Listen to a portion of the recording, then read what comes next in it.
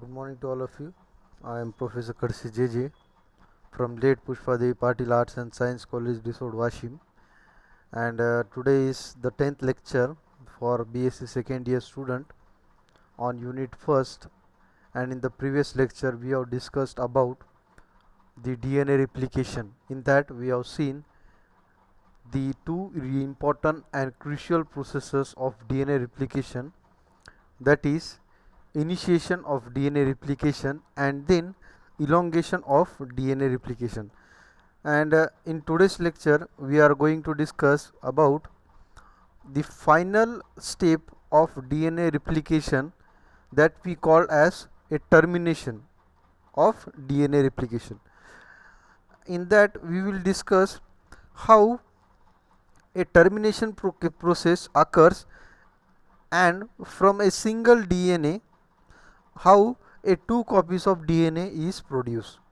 But in today's lecture, before talking to about directly the termination process, we will discuss about the lagging strand synthesis of new DNA.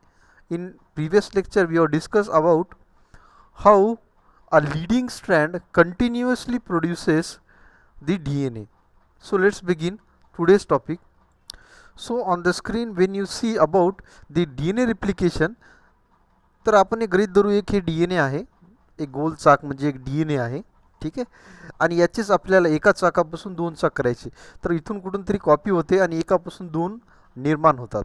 तर अशा पद्धतीने from a single DNA the two copies of DNA is produced, and this type of replication is a semi conservative type of replication. ते काय असते यामध्ये आपण डिटेलमध्ये बघू, पण त्या अगोदर आपल्याला initiation stage of DNA replication कशी असती या संदर्भात आपण बघितलं.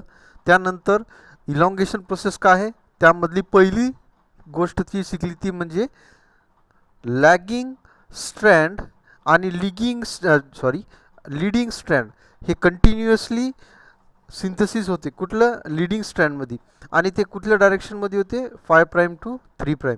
आणि हे लास्ट लेक्चरमध्ये आपण ॲनिमेशन थ्रू बघितलेलं आहे की कशा पद्धतीने लीडिंग स्ट्रँडवर कंटिन्युअसली DNA सिंथेसिस होते by using a template strand. Template strand म्हणजे लास्ट लेक्चरमध्ये आपण बघितलं होतं की जर आपल्याला कुठल्या याची जर कॉपी पाहिजे असेल तर ओरिजिनल घटक असणं गरजेचं आहे. तर ओरिजिनल DNAचं हे जे स्ट्रँड आहे जे की ब्राऊन कलरमध्ये दिसते तो आहे अ टेम्पलेट स्ट्रँड, आणि त्याची कॉपी ही दुसरी बनलेली आहे. अशा पद्धतीने वन स्ट्रँड ओल्ड आणि वन स्ट्रँड न्यू अशा पद्धतीचं रिप्लिकेशनला semi conservative type of replication असे म्हटल्या जाते. आणि याच पद्धतीने कंटिन्युअसली एका DNA पासून दोन DNA बनत आहेत. तर आतापर्यंत आपल्याला कळाले की इनिशिएशनमध्ये कुठून तरी DNAचं रिप्लिकेशन हे इनिशिएशन होत आहे, आणि इलॉंगेशनमध्ये त्याच DNAला उकलल्यानंतर त्यानंतर त्याची कॉपी करून न्यू DNA सिंथेसाइज केल्या जात आहे. ह्या इमेजमध्ये जर तुम्ही व्यवस्थितपणे बघितलं तर हे पॅरेंटल DNA आहे. कुठला? हा जो ब्लॅक कलरचा आहे हा पॅरेंटल DNA आहे, आणि कंटिन्युअसली ह्या DNAला रीड करून कंटिन्युअसली DNA इथं सिंथेसाइज होत आहे. पण कोणत्या डायरेक्शनमध्ये? 5 prime to 3 prime. So this is a DNA replication initiation, आणि त्यामधलं हे रिप्लिकेशन बबल आहे. आणि याला जर का या अर्ध्या अँगलनं बघितलं तर यालाच रिप्लिकेशन 4 पण आपण असं म्हटलं जातो. त्यानंतर हे असं अनवाइंड केल्यानंतर हे सिंगल स्टँडर्ड बाइंडिंग प्रोटीन आहे, आणि हे प्रायमर्स असतात. ते प्रायमर्स स्टार्टिंगला काय करतात? स्टार्टिंगला DNA इनिशिएशनच्या वेळेस प्रायमर अटॅच होऊन काय करतात? DNA सिंथेसाइज करतात. आता हे कंटिन्युअसली सिंथेसाइज होत आहे, ठीक आहे. कशा पद्धतीने होते तर हे ॲनिमेशनमध्ये आपल्याला बघायला भेटेल. अशा पद्धतीने प्रायमरचा एक तुकडा बसला आणि हे DNA पॉलिमरेज इथं येऊन बाइंड झाला. DNA पॉलिमरेज इथं येऊन बाइंड झाल्यानंतर कंटिन्युअसली तो काय करेल? टेम्पलेट स्टँडला रीड करेल, आणि टेम्पलेट स्टँडला रीड करून तो काय करेल? Nitrogenous base pair continuously attach होईल, म्हणजे हे ओल्ड स्ट्रँड आणि हे नवीन जे बनाल ते न्यू स्ट्रँड. अशा पद्धतीने कंटिन्युअसली इनिशिएशन झालं आणि कंटिन्युअसली सिंथेसाइज होते म्हणजे elongation. DNA strand continuously read करत आहे आणि इलॉंगेशन होत आहे. आता जर तुम्ही हे रिप्लिकेशन फोर्क जर हे बघितलं तर यामध्ये दोन वेज आहेत. तर एक कंटिन्युअसली सिंथसाइज होते, त्याला आपण लीडिंग स्ट्रँड म्हणतो. जर तुम्ही याचं जर तुम्ही डायरेक्शन बघितली तर पॅरेंटल डी एन ए स्ट्रँडमध्ये कसं 3 prime to 5 prime template strand आहे, म्हणजे ओल्ड स्ट्रँड. आणि न्यू स्ट्रँड जो सिंथसाइज हो राहिला ते व्हायला 5 प्राईम टू 3 प्राईम. आणि म्हणून याला लीडिंग स्ट्रँड म्हणतात. लीडिंग म्हणजे जो आघाडीवर आहे, जो कंटिन्युअसली आघाडीवर, कोणापासून तो आघाडीवर आहे, तो या खालच्या स्ट्रँडच्या कम्पेअरमध्ये तो आघाडीवर आहे. का?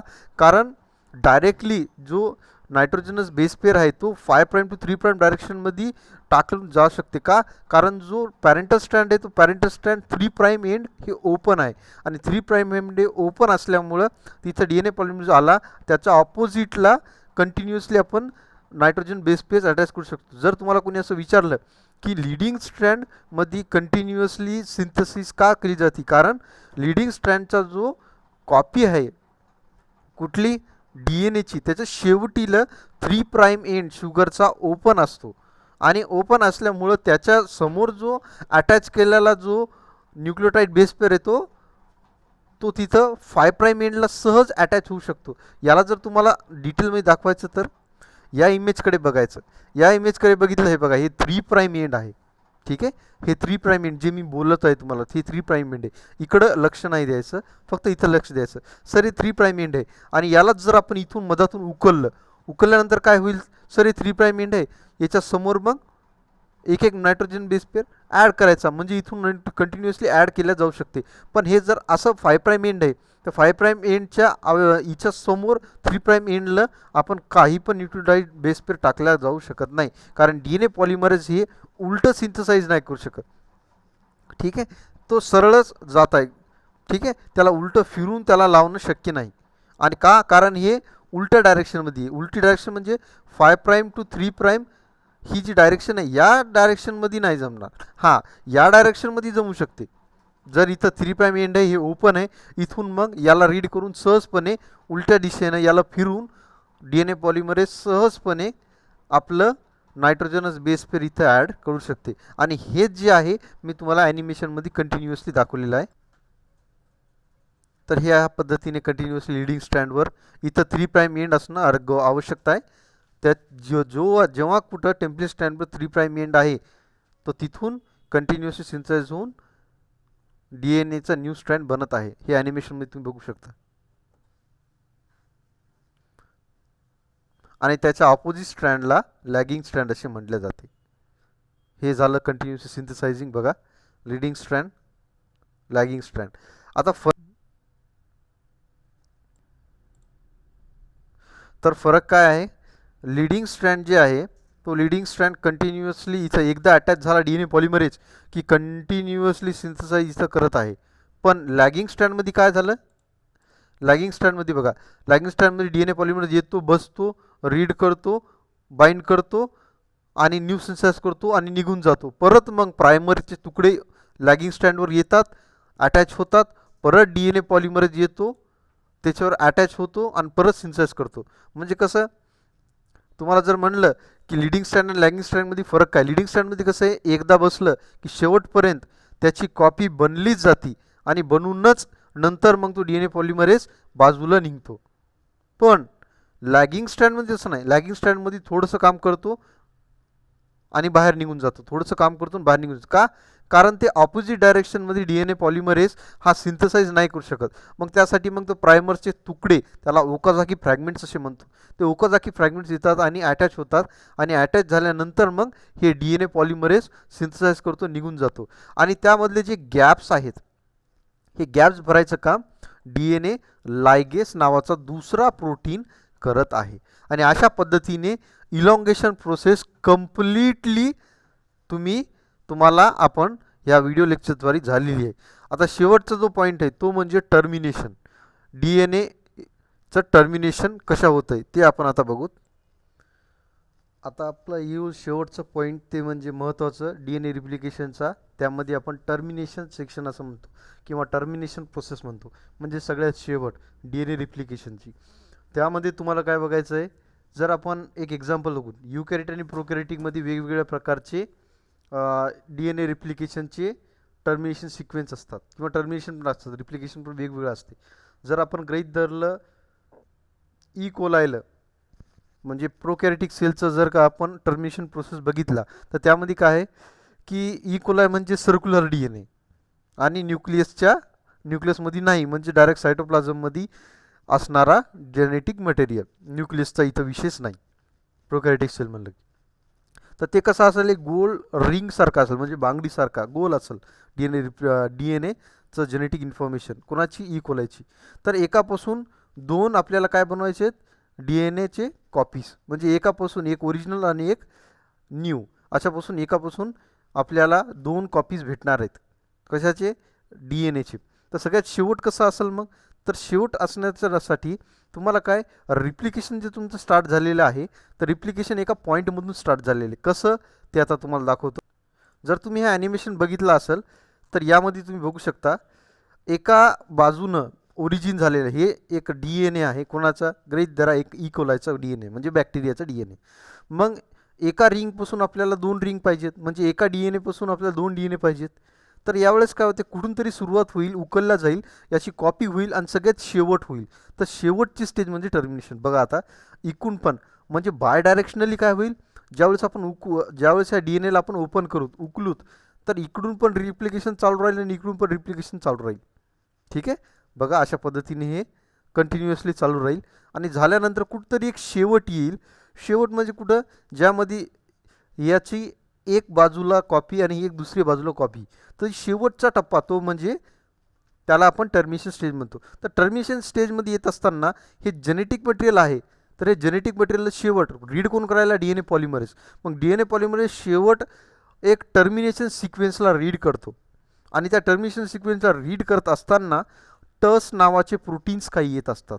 हे टस नावाचे प्रोटीन्स काय, ज्यावेळेस टर्मिनेशन सिक्वेन्स येते त्यावेळेस डी एन ए पॉलिमरेजच्या जवळ टस नावाचे प्रोटीन्स येतात. आणि टस नावाचे प्रोटीन्सहून काय म्हणतात की आता डी एन एची कंप्लीट कॉपी झालेली आहे आणि तुम्ही आता डी एन ए रेप्लिकेशन बंद करा.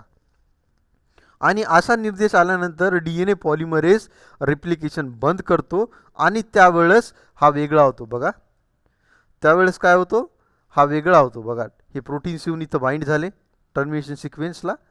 बघा इकडून पण रिप्लिकेशन झालं, या बाजून पण रिप्लिकेशन झालं आणि त्यानंतर हे वेगवेगळे होतील. बघा ॲनिमेशन मी तुम्ही बघता येईल. आणि त्यावेळेस आपल्याला एका डी एन एपासून दोन, बघा अशा पद्धतीने आपण बघा हे दोन सर्कल वेगळे टर्मिनेशन सिक्वेन्सपर्यंत आले आणि टस प्रोटीन्सहून बाइंड होतात आणि याला वेगळं करतात. आणि सगळ्यात शेवटी येतो महत्त्वाचा एन्झाईम, तो म्हणजे टोपोआयसोमरेज 4. ते काय करतो, या दोघायला कम्प्लिटली बाजूला नेऊन टाकून देतो.